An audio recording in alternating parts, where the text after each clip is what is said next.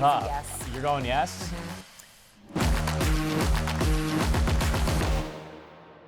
Welcome to On Deadline, the Washington Examiner's political game show.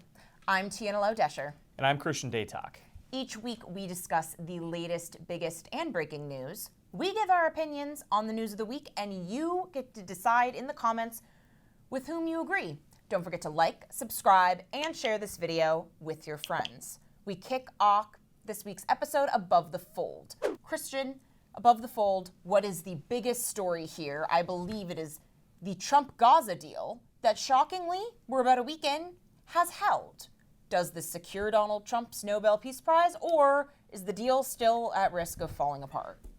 This definitely does not go even close to securing Donald Trump's Peace Prize. And you answered, the second part of your own question yourself, because, there's still a lot of work left to do, if we're quoting Trump's top negotiators, Jared Kushner and Steve Witkoff, on getting to the end game, right? We're in currently phase 2 of an undetermined amount of phases. It's a fluid situation, this 20-point plan that the president, I think against everyone's expectations, actually got Israel and Hamas to get on board with. Where we are as of Tuesday morning as you're watching this is the hostages have been fully exchanged. So we have crossed that one hurdle. The living hostages, at least. Well, correct. We are still waiting on some of the bodies of the deceased hostages. Now, Hamas is claiming that a lot of them are located under rubble due to Israeli airstrikes. We'll see if that holds.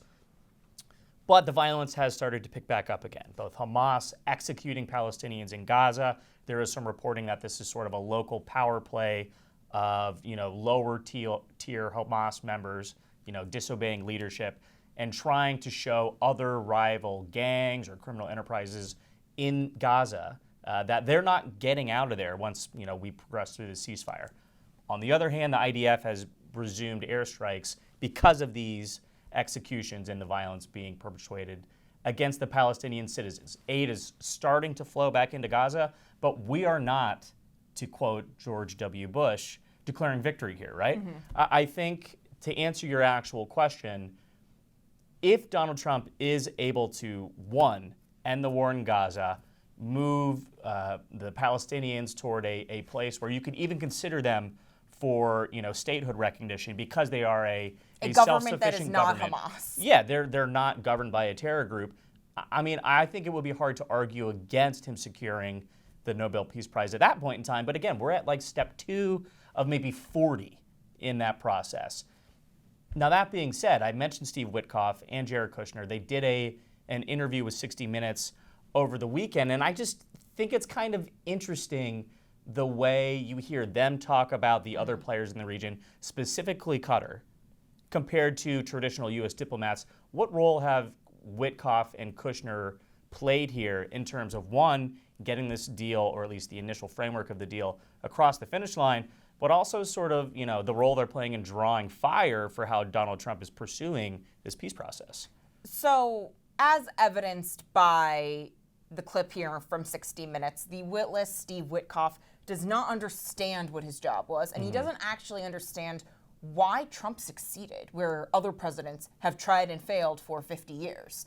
So Steve Witkoff here, he's, as we know, super in bed with the Qataris in terms of his other business dealings. That's just, I guess we're all just, Hunter Biden now.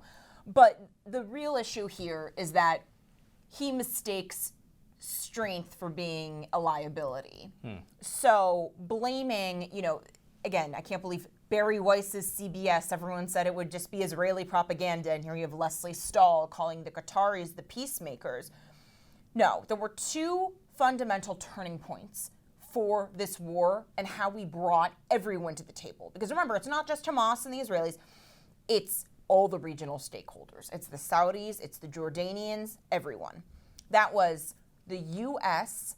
taking out Iran's nuclear weapons capability. And then it was Israel striking in Doha, these Hamas negotiators. They didn't like the negotiations, they killed the negotiators, and they left. We recognized that Iran having a nuclear weapon was an imminent national security threat to us, not to other people, to us in America. We took it out and we left. We did not regime change all of Qatar. We did not regime change all of Iran. We just took out the threats and left. And that's part of how we got everyone to the table. Witkoff mistakes this and says, oh, this caused more chaos. And it's like, no, you have to, in order to win a war, you have to show that you can win a war. There you has have to show be a that you're stick willing. and a carrot, not just a carrot, right? Correct. And I think at this point, Israel correctly was going after Hamas in Gaza because Hamas was hiding out in Gaza. But at a certain point, if you go do a tactical strike in a different country and avoid civilian casualties, and you're Israel and you have the eyes of the world blaming you for every single child who's killed because Hamas hides behind children, why wouldn't you do it? So you have them finally get the Qataris to force Hamas to the table because they realize, oh crap, they will bomb us for giving the Qataris safe haven.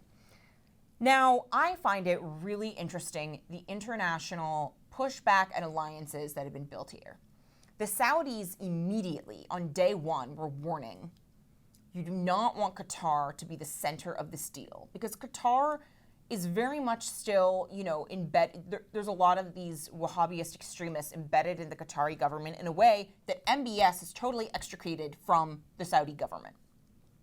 Saudi Arabia did not go to Egypt for that Egyptian summit. Right. Netanyahu, we knew Netanyahu wouldn't go because Erdogan basically threatened to nuke the entire thing. Well, he tried to go, and Trump had even suggested at the White House that he was going to see Bibi in Egypt, and everybody was like, wait a second, are you sure? It was all Erdogan. Oh, Erdogan yeah. said he would turn the plane around if Bibi showed up, and the Saudis didn't go.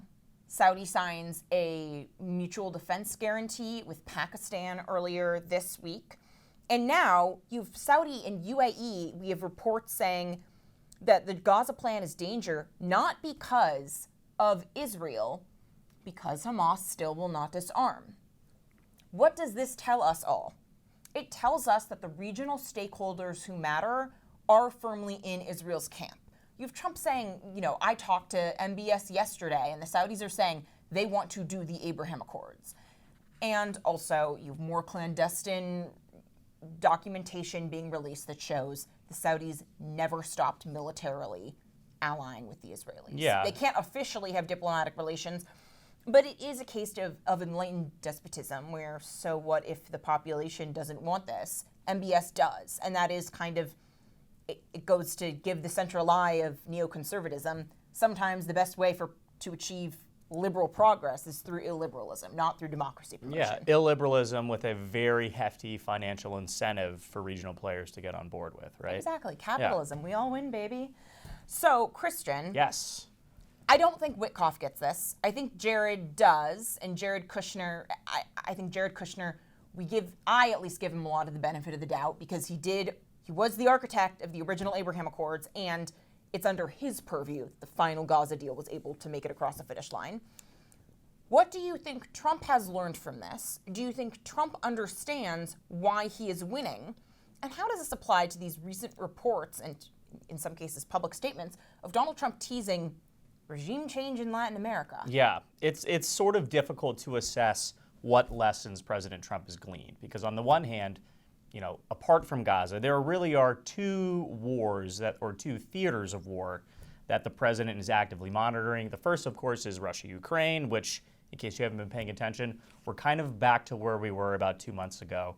When it comes to his actions and his focus on Latin America, Venezuela, Colombia, Argentina specifically, I think it's very clear that the president is trying to pursue peace through strength, as the White House calls it. Obviously, we've talked at length about these Venezuelan drug boats that are getting drone striked into oblivion by the Trump administration. There very possibly might be a number of civilians who have been incorrectly targeted and killed in those operations. And now the president is threatening further strikes against narco-terrorists, this time in Colombia. Now, this is a long-standing feud that Trump has had with Gustavo Petro, the president of Colombia. And look, it's not just military strikes. He's talking about flexing the full weight of the United States economic system as well. He's talked about increasing tariffs. He's talked about withdrawing aid from all of these programs in Colombia where the United States is supposed to be pushing money to prop up human rights, yada, yada, yada. And I just don't know yet because on the one hand, it seems like, yes, targeted strikes carry a big stick, but when you have Donald Trump talking about going in and toppling Nicolas Maduro, who, by the way, is the arch enemy of this year's Nobel Prize winner, right? I think Donald Trump views that as a potential stepping stone to get to where he wants to be. Will he, just like we did with Iran, go in, take out, the weapons facilities, the cartels, infrastructure, and leave it to the opposition to take over that government? Or will they install someone else? Yeah. We just don't know yet. And I think this ultimately, to tie it back into the beginning, is why it's way too early to declare Donald Trump a shoo-in for the Peace Prize next year. Because while these have been significant victories that we've seen, we're at like the 50-yard line right now. We're not even in the red zone. And Donald Trump has to continue this momentum. And maybe by this time next year, we'll be having a different conversation. But right now, it doesn't seem like he's necessarily grasped all these lessons that we do know Steve Witkoff and other members of his team, like you mentioned, have been missing. So I guess we'll just have to wait and see. That being said, it's time for us to play Yays and Nays, a segment where we both vote on some other big news in politics. We'll see if either one of us is right this week. The 2025 government shutdown will be the longest in U.S. history. Ooh, Easy. This is tough. Easy, yes. You're going yes? Mm-hmm. I'm sorry, I'm not an optimist. I'm going to go no, just for devil's argument's sake here. Let's set the groundwork. As of Tuesday, as you're watching this, the government shutdown will have lasted 21 days. That'll tie it for second place all time with, I think, the 95-96 shutdown under Bill Clinton. And of course, the longest shutdown is under Donald Trump's purview during his first term, December of 2018 into January of 2019. So he could be going for, the top two spots here if you want to talk about legacy building. But Tiana, why do you think this shutdown won't broach the 35 days that we saw during the president's first term? Well, so I think it's all about incentive structure, right? The blame was very comfortably and arguably fairly put at Donald Trump's feet in the 2018-2019 shutdown. This time around, Democrats are unambiguously the ones who've shut down the government, and they have not given themselves any political cover to get out of it. So the real reason why they shut down the government is because, as we know from all these reports, you have angry, especially these boomer resistance liberals who show up at these town halls screaming at their Democratic congressmen saying, we need you to fight more. We need you to scream at Republicans' faces. Do something. And Chuck Schumer can't actually do anything, so he's shutting down the government.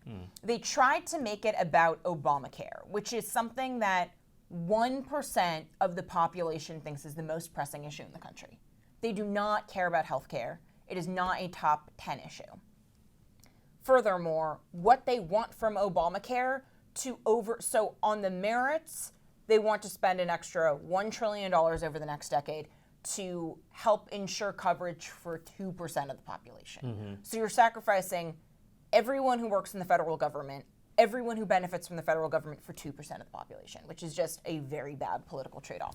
But secondarily, they are the ones who are pulling, they are just doing the inverse of what the Tea Party did under Obama, right?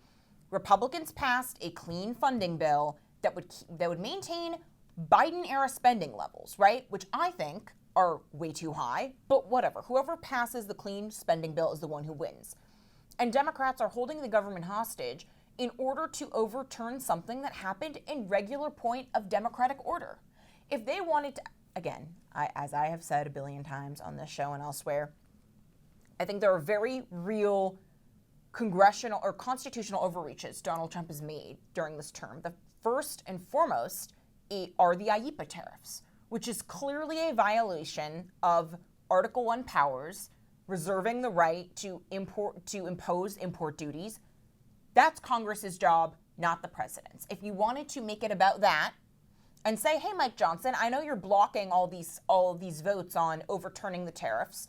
You must let us vote on the constitutionality of the tariffs.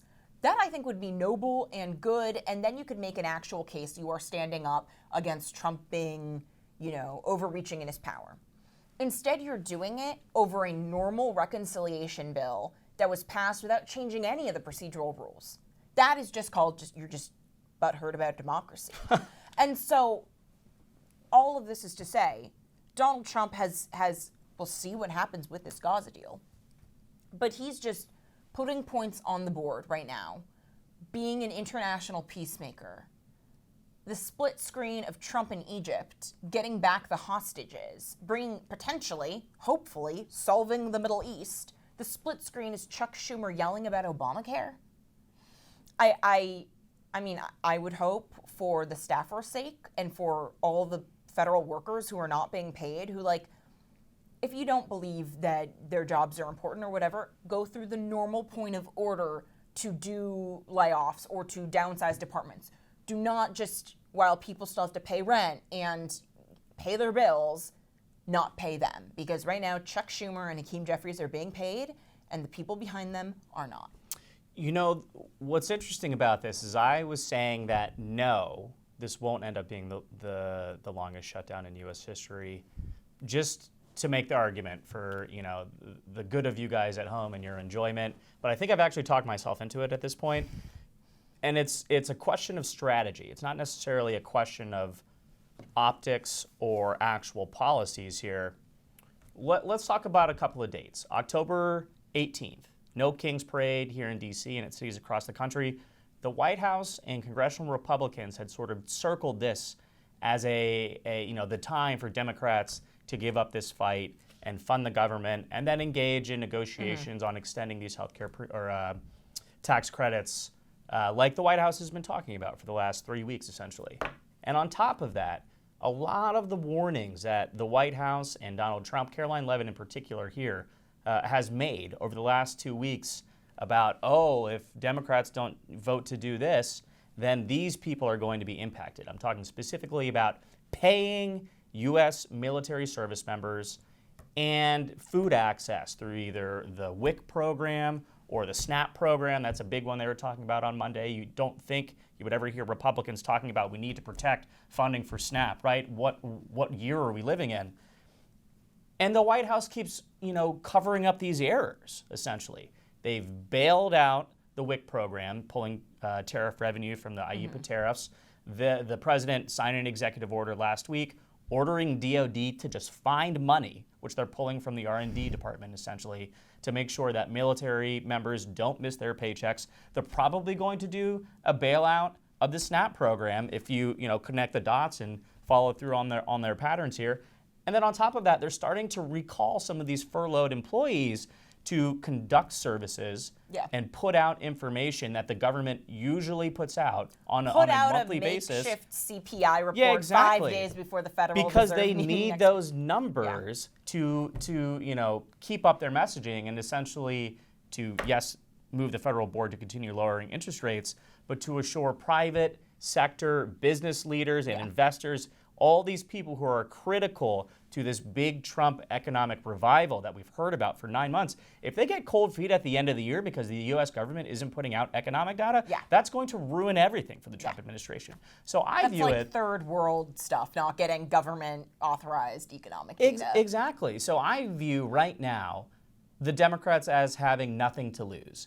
The Republicans, the White House, they've thrown basically everything they can at the Democrats from a messaging standpoint to try to move them off this position, which, to be quite frank, I kind of agree with the White House when it comes to sequencing and timing and still addressing these expiring tax cuts. But the Democrats have the White House over the barrel because for the first time in President Trump's second term in office, they have presented a united front. You don't have any cracks other than John Fetterman, who, let's be honest, his brain might be a bowl of oatmeal at this point in time. Sorry, John. You got to do better for the people of Pennsylvania, though. And I don't think... As he's recovering from brain damage, he's becoming more conservative. Yeah, it's crazy. It's crazy. Which is proof that that's what happens when your brain heals. No, but you become more right-wing. The reason this won't go beyond 35 days, just like the Republicans had looked at October 18th as a big milestone, the Democrats are looking at November 1st. And that is when open enrollment begins and people are trying to decide, how do I sign up for health care based on these expiring tax credits, right? I think at this point in time, despite what Donald Trump is saying, despite what Caroline Leavitt is saying, Republicans are very worried about how the shutdown will play in the midterm elections. Had you asked me a month ago, will people still care about the government shutdown come next November, I would have said no.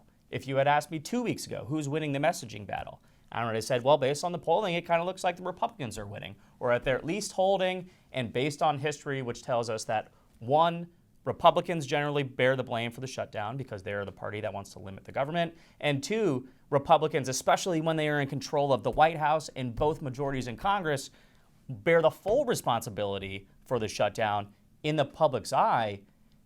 I don't think they can deal with another flip in the messaging salvo come November when Democrats can say, hey, we tried to do this, the White House wouldn't bend, and now you have to make a decision because they flip it back on the White House. It's different when it's 3 weeks ago and it's some imaginary date down the line, right? But when people are actually making decisions about how to spend their income and take care of their own health and the health of their loved ones, that's a big problem for this White House. And I think it's something that they just don't want to deal with. So if we get to November 1, that'll be 30 days of the shutdown. I expect something to be resolved by then. And just look at Kevin Hassett, the CEA chief over at the White House. He goes on CNBC Monday morning and says, I think we're actually going to get it done by the end of the week.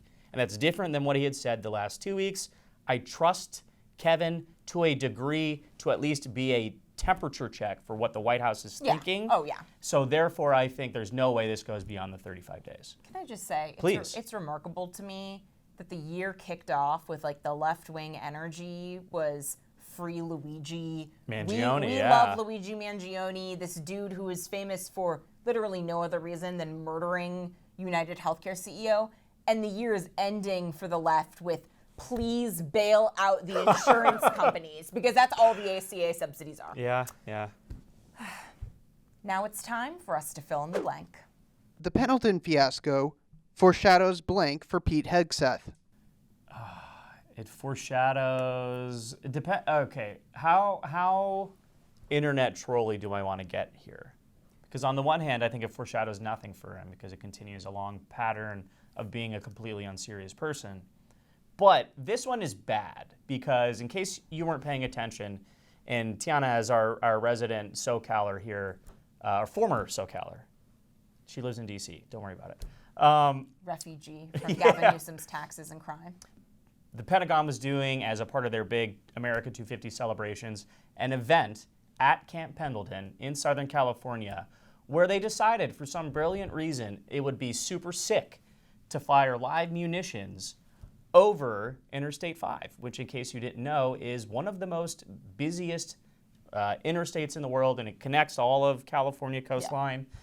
And, they were mocked for this. Gavin Newsom was like, I do not approve of this, blah, blah, blah, blah. Yeah, Gavin Newsom win. He said, I want to shut down the 5 if you guys are going to do this. Yeah.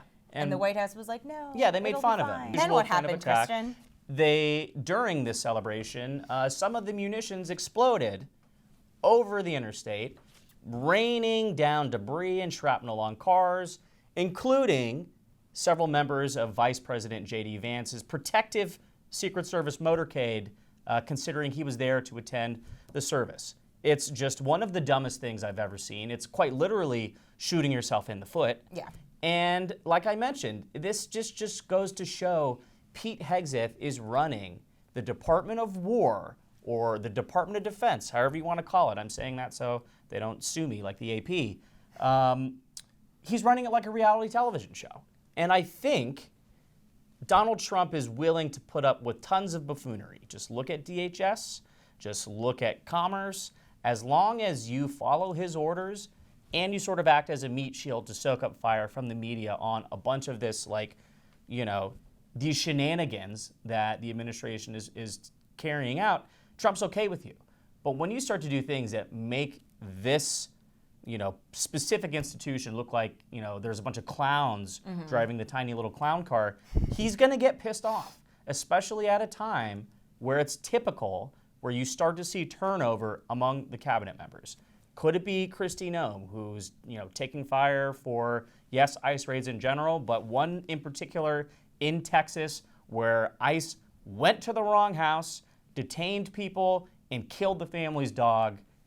That rings of Kristi Noem, but it might be Pete Hegseth, because not only did the Pentagon have to deal with this last week, they had a major scandal brought about purely by Hegseth's design to try and tamp down on leakers, which now sees, for the first time in like 50, 60 years, the Pentagon go without a press corps because they were basically... OAN doesn't count? No, it's insane. And even Donald Trump has weighed in on this, and he's like, yeah, I think Pete's decisions about how we handle the press are bad. Yeah. I'm going to say it foreshadows more unforced errors. Yeah. So I, unlike you, don't think Hegseth is an idiot. And I actually think by many metrics, he is doing a very good job. For one thing, I like having a SecDef who is alive and doesn't go under anesthesia and lie about it for a week and manage to hide it because he's so unessential to the running of the government. Shout out Lloyd right? Austin, yeah. But if you think about the biggest institutional and structural hurdle that the Pentagon has faced in recent years, it was recruitment. Total demoralization among the troops in the aftermath of failed forever wars and the Afghanistan withdrawal, all of that. Hegseth beat recruitment levels at a faster rate than any other year in the last decade, right? And still, it seems like troop morale is incredibly high. So we're having a total resurgence, not just in recruitment, but also in faith in leadership within the Pentagon. And I am not... Obviously, I've never served. I married more into a family that serves. I don't come from a family with a long line of military history. So, like, I try and give a lot of credence to people that are a part of that tradition. And they are all thrilled with the job he is doing. And I'm not saying that doesn't mean that there are people within the building and people within America's armed forces that are not content with how he's doing. But I think it matters that broadly, most of the people I've spoken to are happy with the job.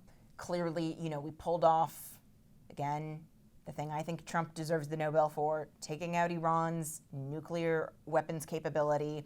That was done without a single American boot on the ground, without a single American casualty. Phenomenal. Or a single signal message to a reporter Or in a DC. single signal message to a reporter. So we're improving, yeah. All of Hegseth's biggest problems have not been because he's bad at the job. It's all been weird, unforced errors. Like, don't fire arms over this incredibly busy freeway where everyone's already pissed all the time because you're just stuck in traffic. And you're on the ocean, which means that you're either firing into places where people live or you're firing into the Pacific Ocean, which, like, I guess you could do, but that seems suboptimal. Let's consider this Pentagon press policy, which, as you may have heard of, the Pentagon was trying to require all members of the official press corps for the Defense Department to sign this weird Pledge of Allegiance. Some of it was standard, right? They were saying, oh, it means you won't publish classified information. Most publications officially will say, like, we will not commit any crimes, right? Like, you are not, as a reporter, you don't get any immunity for hacking into somewhere, right? That's how people like Bradley/Chelsea Manning went to prison. Yeah. And WikiLeaks, you know, that's how WikiLeaks got into trouble. The thing is, if someone comes to you with legitimate information and they're giving it to you legally, that is different. And the biggest sticking point of all, the one that I think everyone could recognize, is they said, essentially, you cannot report and get quotes from anyone that isn't part of the official press office, which the more you work in Washington, the more people inside the building are finding you than the other way around. Yeah, because they want to get information out there. So in a way, also hamstringing his own team. And I think a lot of this is just because he's been upset about the leaks. And I think there is a lack of willingness or lack of honesty with himself to address who I think a lot of us widely suspect are the leakers. And it's a pretty discrete and distinct group within the building. And instead of focusing on his own team that is undermining him, because we have seen people really try to undermine the Pentagon, especially in the lead up to that Iran strike, the successful Iran strike.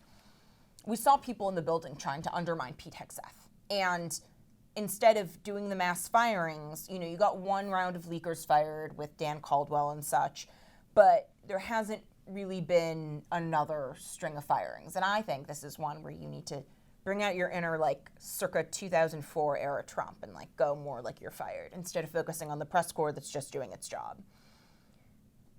We don't need quite so many theatrics. Just continue to do the job.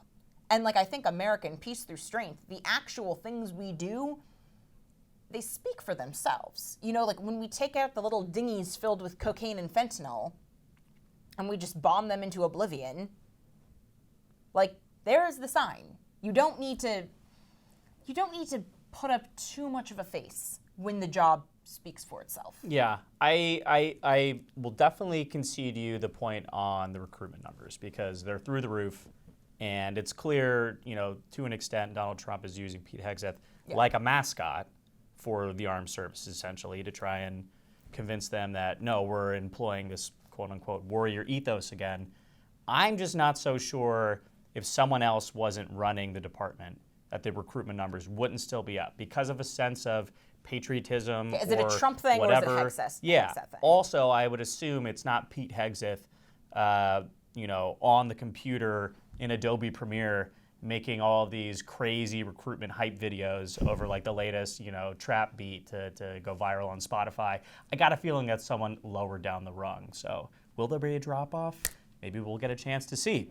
Being said, that's all the time we've got for this week. Don't forget to let us know in the comments who you think took home victory in this week's clash. Like this video, share it with your friends, and subscribe to our YouTube channel. In the meantime, go check out more of our great reporting at washingtonexaminer.com. I'm Christian Daytalk. And I'm Tiana Lowe Desher. And we'll see you guys next week.